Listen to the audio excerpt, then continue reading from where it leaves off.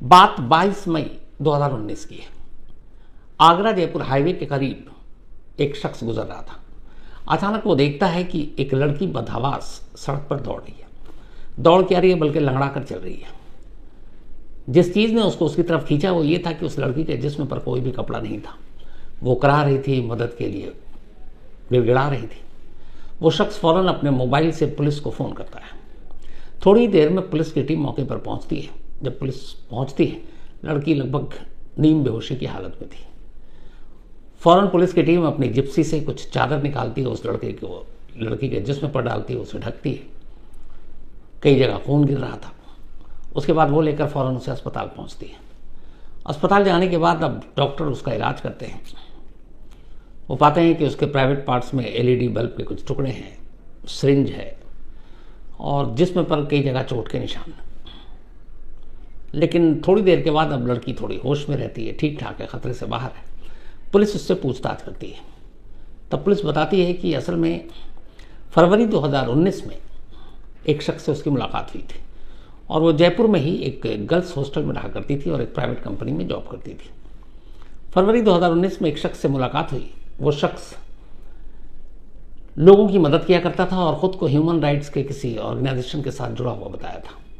तो वो उसकी दोस्ती हो गई। इसी दौरान उसने किसी गरीब शख्स की मदद के लिए उससे 45,000 रुपये मांगे। लड़की को लगा कि यह नेक इंसान है, दूसरों की मदद करता है, दूसरों की भलाई के बारे में सोचता। उसने उसे पैसे दे दिए। लेकिन कुछ वक्त बीता। अब उस लड़की ने अपने पैसे मांगे, उसने दिए नहीं। उसने कई बार उसको फ़ोन किया, फिर उसने फ़ोन ही उठाना बंद कर दिया। चूँकि उस लड़के से दोस्ती थी, उसका घर वो जानती थी, कई बार उसके घर भी गई, पर वो हमेशा टालता रहा। उसने कहा 22 मई 2019 की रात मैंने ओला राइड किया बाइक से और उसके घर पहुंची रात करीब 9:10 पर। घर पहुंची तो उसके बाद अचानक मेरे सर पर किसी ने ज़ोर से पीछे से हमला किया और उसके बाद मुझे कुछ याद नहीं। जब आँख खुली तो मैंने पाया कि मैं एक कमरे में हूँ और उस कमरे में 3 लोग हैं। वो मेरे जिस्म पर सिगरेट से दाग रहे हैं, मुझे टॉर्चर कर रहे हैं, मेरे साथ गैंग रेप किया। और फिर इन तकलीफ़ों को सहते सहते आखिरकार मैं बेहोश हो गई। फिर जब दोबारा आँख खुली तो मैंने पाया कि मैं किसी सड़क किनारे झाड़ी में पड़ी हूँ।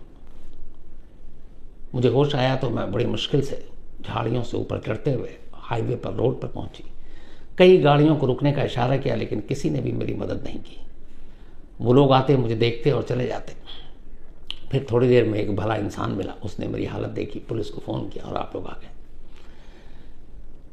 अब इस लड़की का बयान और निर्भया केस के बाद इस तरह की चीज़ें जब आती हैं तो किसी भी स्टेट या डिस्ट्रिक्ट की पुलिस फौरन अलर्ट पर हो जाती है, क्योंकि यहाँ गैंगरेप का मामला, ऊपर से लड़की के साथ जो वहशीपन, जो जंगलीपन, तो पुलिस फौरन उस लड़की का बयान दर्ज करती है, उसका मेडिकल कराती है और उस लड़की ने जो जो जगह बताया वहाँ पे पुलिस की टीम पहुँचती है। तमाम सीसीटीवी कैमरे को खंगाला जाता है। वो लड़की कहती है कि कमरे में 3 लोग थे, लेकिन 2 और लोगों के भी वो नाम लेती है। उनमें से एक डॉक्टर और एक राजस्थान पुलिस का कांस्टेबल। तो कुल 5 नाम वो लेती है। पुलिस अब धरपकड़ शुरू करती है। 5 में से 3 लोग अरेस्ट हो जाते हैं।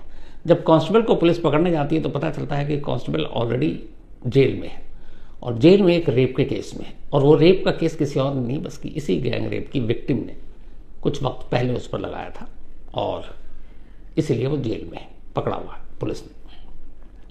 अब पुलिस बाकी 3 लोगों से पूछताछ कर रही है। तीनों कह रहे हैं कि साहब हमें बेकसूर फंसाया जा रहा है। लेकिन पुलिस अब उनके मोबाइल, उनके कॉल डिटेल, जो सीसीटीवी फुटेज है, वो सारी चीज़ें खंगाल रही है। जांच आगे बढ़ रही है। इधर प्रेशर भी है, मीडिया में खबर भी आ गई है एक और विभत्स गैंग रेप, और लगातार फ्रंट पेज पे, हेडलाइन पे ये खबर चल रही है। तो अब आगरा पुलिस के लिए भी बड़ी दिक्कत कि इस केस को जल्द से जल्द सुलझाया जाए। उधर लड़की धीरे धीरे ठीक होती है, हॉस्पिटल से बाहर आ जाती है। अब पुलिस उसके बयान के आधार पर पकड़े गए आरोपियों से लगातार पूछताछ कर रही है, लेकिन पुलिस को कोई क्लू नहीं मिल रहा है। फिर पुलिस सोचती है कि आखिर इसमें एक डॉक्टर, इसमें एक पुलिस वाला, एक ह्यूमन राइट्स का एक्टिविस्ट और 2 और लोग, मतलब सारे अलग अलग फील्ड के लोग हैं,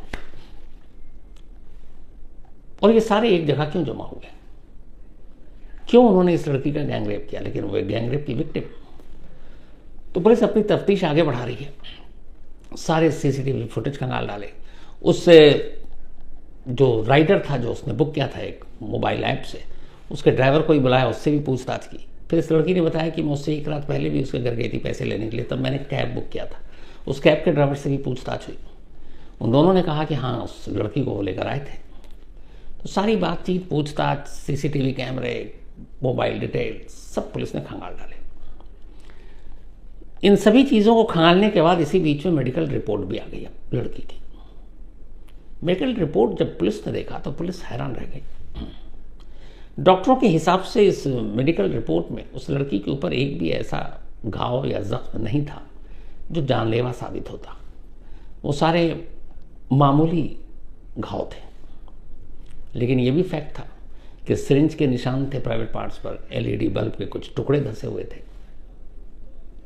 अब ये कोई खुद से तो कर नहीं सकता। लेकिन जिस तरीके से उस लड़की का बयान, गैंगरेप की कहानी और ये मेडिकल रिपोर्ट पुलिस को बड़ा अजीब लग रहा था। अब पुलिस दोबारा से नए सिरे से इस केस की जांच करती है।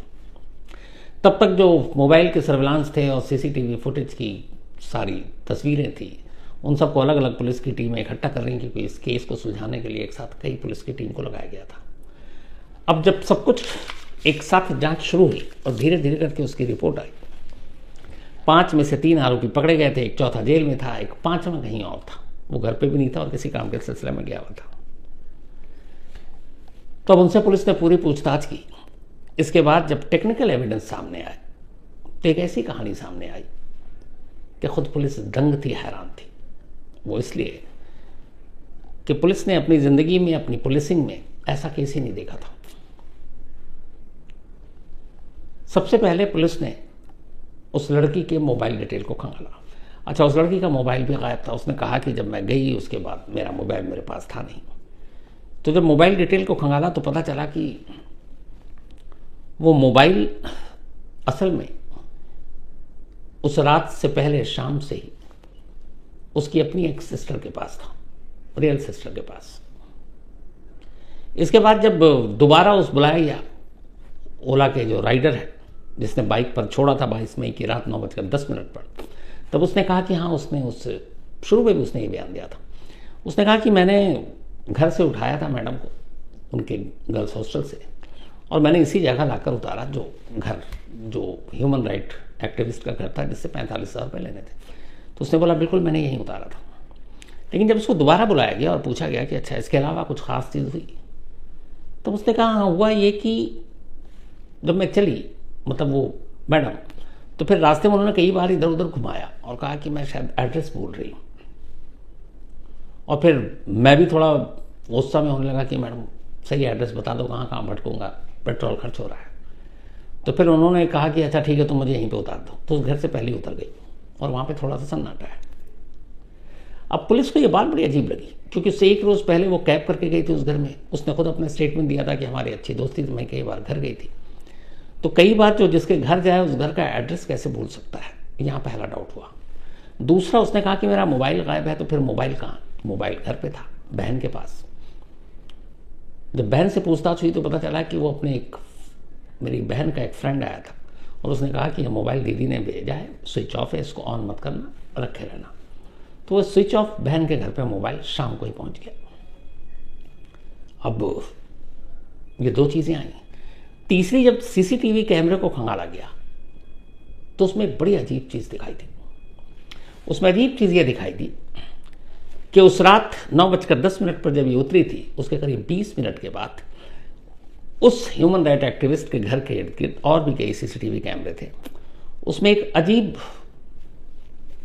चेहरा नजर आता है। सीसीटीवी कैमरे में पुलिस को जो तस्वीर दिखाई दी वो बड़ी अजीब थी। वो तस्वीर ये थी कि ह्यूमन राइट एक्टिविस्ट के घर के इर्द गिर्द और उसके आसपास लगे कुछ कैमरों में रात करीब 9:40 के आसपास एक साया घूम रहा है। वो साया इसलिए कह रहा हूँ कि वह है एक लड़की, लेकिन उसके जिस्म पर उसने अपने पॉलीथीन लपेट रखा है। जब सीसीटीवी कैमरे के कुछ इमेजेस को जूम करके देखा गया तो ये देखा कि उस लड़की के मुंह में सफ़ेद रंग का कुछ है और उसके ऊपर टेप लगा हुआ है, और वो लड़की अपने पैरों से यूं घूम रही है, टहल रही है। मतलब ऐसे देख के तो कई बार लगे कहीं भूत प्रेत तो नहीं है, लेकिन अब कानून में तो माना नहीं जाता है। तो वो लड़की कई कैमरों में कैद हुई कि अपने पूरे जिस्म में उसने प्लास्टिक लपेट रखा है, मुंह में कपड़ा जैसी कोई चीज़ है सफ़ेद, और टेप लगा रखा है, डॉक्टर टेप। अब पुलिस को ही समझ में नहीं आया, लेकिन जब गौर से देखा गया तो पता चला कि ये वही लड़की है। अब इस तरह से घूमने का क्या मतलब? इसके बाद जब पुलिस ने फिर उसके जो बयान थे कि वो पहुंची, सर के पीछे मारा, फिर मेरी आंख खुली, फिर रात 11:30 मैंने यहाँ पाया, फिर मैं कहाँ। अब उन टाइम को जब जोड़ा गया और देखा गया और लोकेशन के हिसाब से सीसीटीवी कैमरे से, तो एक सीसीटीवी कैमरे में वो लड़की जब इंसिडेंट का वक्त बता रही है, असल में वो अपने गर्ल्स हॉस्टल में उस वक्त। इसके बाद अब जो उसने 5 नाम बताए, जिसमें से 3 तो अरेस्ट हो गए, एक ऑलरेडी जेल में था, 5वां कहीं गया हुआ था। तो जब एक का जेल है तो जेल का ही लोकेशन आएगा। जो बाकी 3 आरोपी थे जिनको पकड़ा गया था, अब उनके लोकेशन 22 मई 2019 की रात 9:10 से लेकर 12 बजे तक के जब देखे उनके मोबाइल के हिसाब से, तीनों का लोकेशन अलग अलग, तीनों उसी आगरा और जयपुर के बीच में अपने अपने घरों में थे। अब एक भी कड़ी या एक भी चीज़ नहीं मिल रही है, तो फिर पुलिस के दिमाग में यह भी खटक रहा है कि इस लड़की के जिस्म पर जख्म कैसे, बाकी जगह छोड़ी प्राइवेट पार्ट्स तक में अगर एलईडी बल्ब के टुकड़े हैं, सिरिंज है, तो ये कैसे? लेकिन दूसरी तरफ सबूत चीख चीख कर कह रहे हैं कि जिन जिन का इसने नाम लिया वो सब उस वक्त मौका वारदात पर नहीं है, सब वहां से बहुत दूरी पर है। अब पुलिस ने सारे कैरेक्टर की अलग से जांच करनी शुरू की और फिर उनसे पूछा कहाँ गई। एक टीम गई जयपुर में उस कांस्टेबल से मिली जो ऑलरेडी उसी लड़की के इल्ज़ाम पर रेप के मामले में जेल में बंद था। उसने पूछा भाई आप बताओ, तो उसने कहा इस लड़की से मेरी मुलाकात 2017 में हुई थी, हमारी दोस्ती भी हुई, फिर वो मुझ पर शादी के लिए दबाव डालने लगी। मैंने कहा अभी मुझे शादी करना नहीं, मुझे अभी करियर बनाना है। फिर उसने मुझे धमकाना शुरू किया। इसके बाद एक रोज़ अचानक जब मैं धमकी से भी नहीं डरा तो उसने मेरे खिलाफ रेप का इल्ज़ाम लगा दिया। जब रेप का इल्ज़ाम लगाया तो उस वक्त जो इल्ज़ाम था उसमें इतना दम नहीं था। मैं कोर्ट पहुंचा और कोर्ट से मुझे बेल भी मिल चुकी थी, तो मैं ज़्यादा अरेस्ट भी नहीं हुआ और उसके बाद से अब अपना मुकदमा चल रहा है। और अब जब उसने ये लगाया तब तो मैं ऑलरेडी जेल में हूँ। अच्छा, हालांकि लड़की ने यह भी कहा था कि कांस्टेबल उस वक्त वहाँ नहीं था, 3 लोगों का था, लेकिन उसका यह था कि इन तीनों ने कांस्टेबल के इशारे पर ही उसके साथ गैंगरेप किया है। अब बाकी जो 3 थे उनमें से एक डॉक्टर साहब थे। अब उन डॉक्टर साहब से पूछा गया भाई आप बताओ। डॉक्टर साहब ने कहा कि असल में 2018 में ये लड़की बीमार पड़ी और हॉस्पिटल आई। इत्तेफाक से उसी हॉस्पिटल में मेरी ड्यूटी थी, मैंने उसका इलाज किया। इसी इलाज के दौरान मेडिसिन और क्या कुछ पूछने के लिए हर डॉक्टर पेशेंट को नंबर देता, मैंने अपना नंबर दिया। वो हॉस्पिटल से डिस्चार्ज हो गए, लेकिन उसके बावजूद वो मुझे कॉल करने लगी। शुरू में मैंने उठाया, फिर मुझे लगा कि ये कुछ ऊट पटांग बातें कर रही है, तो मैंने इग्नोर करना शुरू किया। एक रोज़ वो घर पहुंच गई और उसने मेरे पेरेंट्स को धमकाया कि अगर तुम फ़ोन नहीं उठाओगे तो मैं तुम पर रेप का इल्ज़ाम लगा दूंगी, तुम्हारा करियर तबाह कर दूंगी। तो बोला मैंने पुलिस में जाकर कंप्लेंट कर दी। अब जब पुलिस में कंप्लेंट की तो उसने कहा उस लड़की ने भी पुलिस में कंप्लेंट कर दी कि इसने मेरा रेप किया है। तो जब इस तरह के कैरेक्टर और उनकी कहानियां सामने आई और इधर जो सारे सबूत आ रहे हैं, सीसीटीवी कैमरे, मोबाइल के लोकेशन, वो सारी चीज़ें कुछ अलग कहानी बता रही हैं। फिर पुलिस ने उस लड़की को बिठाकर पूछताछ की और कहा देखो, मेडिकल में कहीं से भी गैंगरेप तुम्हारे साथ हुआ है इसकी रिपोर्ट नहीं है। तुम्हारे जो जिस्म पर जख्म है वो ऐसा है कि जख्म तो है लेकिन बनावटी है, अपने हाथों से किए गए जख्म है। इतना संभाल कर कि जख्म भी हो और गहरा भी ना हो, जख्म भी हो जानलेवा भी ना हो। तो जब उससे सारी चीज़ें पूछताछ हुई तब फिर लड़की ने कबूल किया। उसने कहा असल में उस कांस्टेबल के खिलाफ मैंने जब रेप का मुकदमा दर्ज किया था तो वो मुकदमा इतना ज़्यादा सॉलिड नहीं हो पाया और वो बाहर आ गया और मैं तब से उससे बदला लेना चाहती थी। इस दौरान में कई लोगों से मैंने मदद मांगी कि उस कांस्टेबल से हिसाब किताब करना है, पर किसी ने मदद नहीं की। तो उस कांस्टेबल को फंसाने के लिए फिर मैंने कहा कि पिछले रेप का मामला तो झूठा जो था उसमें तो कुछ हुआ नहीं, तो क्यों ना मैं गैंगरेप वाला एंगल इस्तेमाल करूं। और 2012 दिल्ली निर्भया के बाद मैंने देखा कि इसमें पुलिस, मीडिया, पब्लिक बहुत ज़्यादा गुस्से में आ जाती है, दबाव भी पड़ता है पुलिस को। तो उसने कहा कि अगर ऐसा करती हूँ तो फिर तो वो बच नहीं पाएगा। बट उसको करने के लिए मुझे ये भी था कि अपने आप को घायल और बहुत ज़्यादा हैवानियत और दरिंदगी भी दिखानी थी, मेरे साथ हुई है। तो इसीलिए मैंने ये सब प्लान किया। मैं 3 दिन तक गई, घर के बाहर रैकी की, और ये जो मुझे मिला ह्यूमन राइट एक्टिविस्ट, इसने कोई पैसे वैसे मुझसे नहीं लिए थे, लेकिन उसके ज़रिए मुझे कांस्टेबल तक पहुंचना था और उसके ज़रिए डॉक्टर तक पहुंचना था। और उसमें से एक बंदा और ऐसा था, पुलिस ने कहा उससे तुम्हारा क्या लेना देना।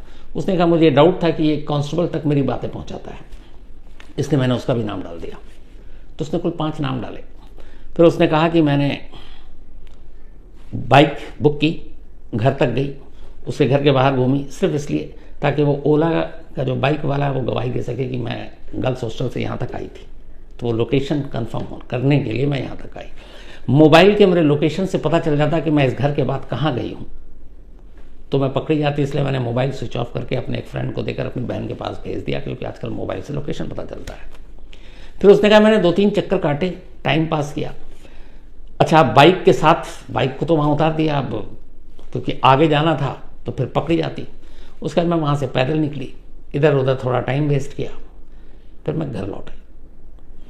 घर आने के बाद फिर मैं अपने आप को मैंने थोड़ा सा ज़ख्मी किया, उसके बाद फिर निकली। फिर उसके बाद अपने शरीर पे प्लास्टिक और ये सारे लपेटा, मुंह में कपड़े डाले, टेप लगाया और हाईवे किनारे पहुंचकर एक झाड़ी के नीचे गिर गई। और सारे अपने जो ज़ख्म थे वो मैंने उसी तरीके से किए। मुझे पता था कि इससे कुछ होगा, लेकिन अफसोस सब उल्टा पड़ गया। अपनी इस जांच रिपोर्ट को पुलिस ने कोर्ट में पेश किया। कोर्ट ने एक एक कर सबको बरी कर दिया, जमानत देकर के आ गया और जांच कर लो ताकि कोई कोताही न रह जाए। उधर जो जयपुर में कांस्टेबल एक साथ रेप और गैंग रेप के इल्ज़ाम में अंदर था, उसे भी जमानत मिल गई और कहा गया कि फाइनल क्लोजर रिपोर्ट पुलिस दाखिल करे। बाद में जयपुर पुलिस ने, बल्कि आगरा पुलिस ने क्लोजर रिपोर्ट दाखिल की। 5 के 5 जो गैंग रेप के आरोपी थे वो सब बरी हुए, उनके ऊपर झूठे इल्ज़ाम थे। बट अफसोस की बात यह है कि इस लड़की का ज़्यादा कुछ नहीं हुआ, ये आज भी आज़ाद है। इस देश में ऐसे बहुत सारे केस होते हैं, इसमें कोई शक नहीं, रेप और गैंग रेप हमारे देश में बहुत है।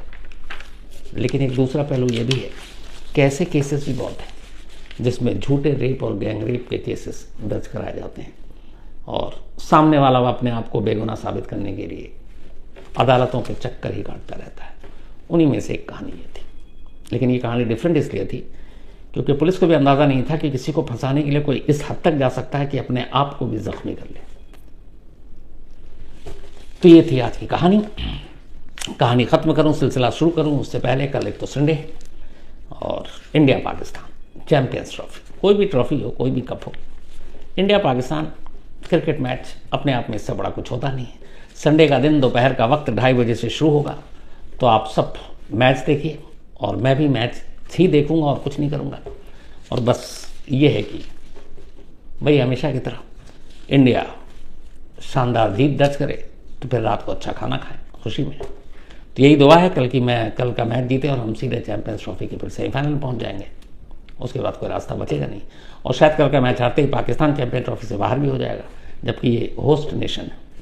लंबे वक्त के बाद ICC का कोई ट्रॉफी मतलब टूर्नामेंट पाकिस्तान में दिया गया है, तो दोनों हैं। कल हमारे जीतते हम सेमीफाइनल और पाकिस्तान के हारते पाकिस्तान चैंपियन ट्रॉफी से बाहर। बेस्ट स्टेज, इससे बेहतर क्या होगा। तो कल का इंतजार।